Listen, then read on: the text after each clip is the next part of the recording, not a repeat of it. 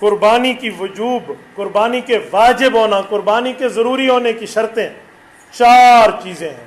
Number 1 بندہ مسلمان ہو، number 2 آزاد ہو، غلام نہ ہو، نمبر 3 صاحب نصاب ہو، میں نصاب بتاتا ہوں آگے، نمبر 4 وہ مقیم ہو، مسافر نہ ہو۔ مسافر پر قربانی نہیں آتی، جو حالت سفر میں ہے نا اس پہ قربانی نہیں آتی۔ اب جو پہلی بات، مسلمان، ظاہری بات ہے مسلمان ہی کرے گا، غیر مسلم کہاں قربانی کرتے ہیں۔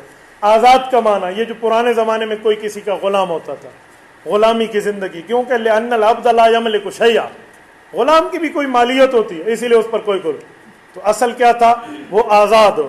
تیسرے نمبر پہ صاحب نصاب ہو۔ صاحب نصاب کا کیا معنی؟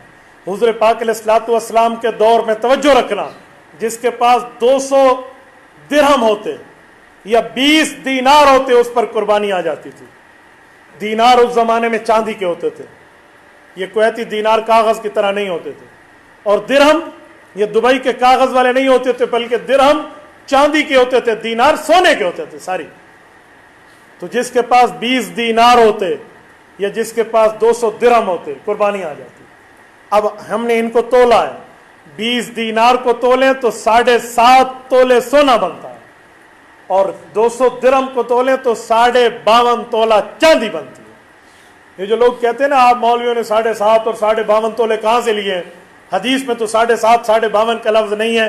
اتنی بات تو ان کی ٹھیک ہے کہ حدیث میں 7.5 تولہ اور 52.5 تولہ کا لفظ نہیں ہے، لیکن جو حدیث پاک کا لفظ ہے نا وہ وزن میں برابر بنتا ہے، وزن میں برابر ہے۔ کیا وہ 200 درہم ہوتے تھے، اب 52.5 تولہ چاندی اس کے برابر ہے۔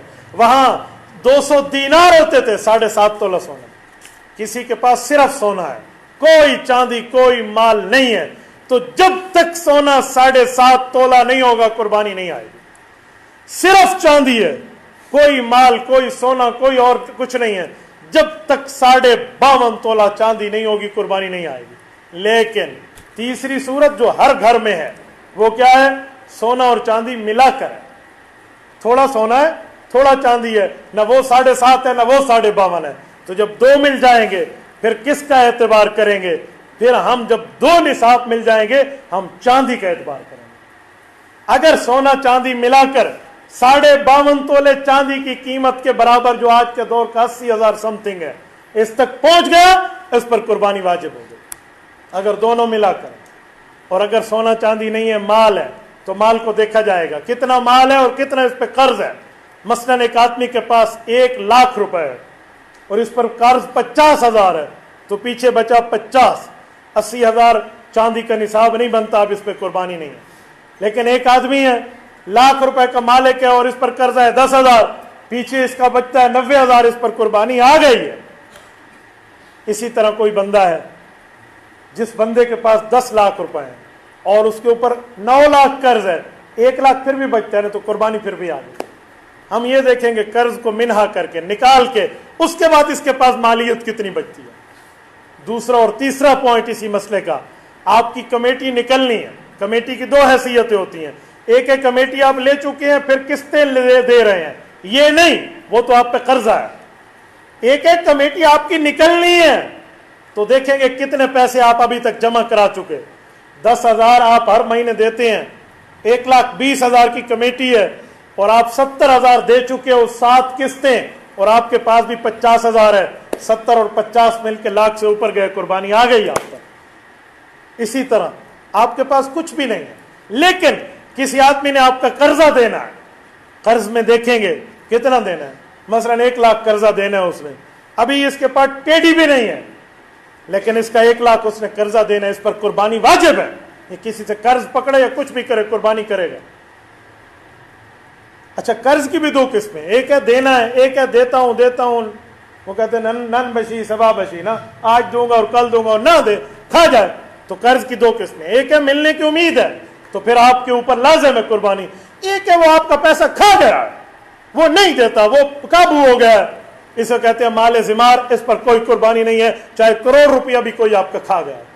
جیسے مزاربت والے، ہم مظلوموں کے پیسے کھا گئے ہیں، ہمارے مجمع میں بھی کئی بیٹھے ہوئے ہیں، مزاربت والے ان کے پیسے کھا گئے ہیں، 2-2 لاکھ 4-4 لاکھ 5-5 لاکھ ہے، اب وہ دیتے بھی نہیں ہیں، ان کو امید ہی نہیں ہے کہ ملنا ہے نہیں ملنا، تو میں نے کہا بابا یہ مال ذمار ہے، ہمیں تو اس کی امید ہی نہیں ہے، لہذا کیا ہم نے اس کا لینا دینا؟ تو ایسا اگر معاملہ ہے تو پھر آپ پہ قربانی نہیں آئے گی۔ ذبح کون کرے؟ ذبح کے بارے میں دو باتیں ذہن میں رکھیں، مسلمان ہو یا اہل کتاب ہو، یہ دونوں ذبح کر سکتے ہیں۔ مسلمان تو سمجھتے ہیں، اہل کتاب کون ہے؟ جو 100% تورات پر ایمان رکھتا ہو اور 100% انجیل پر ایمان رکھتا ہو۔ لیکن آج کے دور میں اہل کتاب بھی اہل کتاب نہیں رہے، میں جانتا ہوں، باقی یہ جیوز کو بھی اور کرسچینٹی کو بھی میں نے پڑھا بھی ہے، میں نے دیکھا بھی ہے، یہ لوگ اپنے مذہب پہ بھی مضبوط نہیں ہیں، ان کی مذہب میں ایک ارتداد آ چکا ہے، ان کے مذہب تبدیل ہو چکے ہیں۔ لہٰذا آج کے دور میں اہل کتاب سے نہ کرائیں، احتیاط یہی ہے، یا خود کریں یا کسی مسلمان سے کرائیں۔ تبارك الذي نزل الفرقان على عبده ليكون للعالمين نذيرا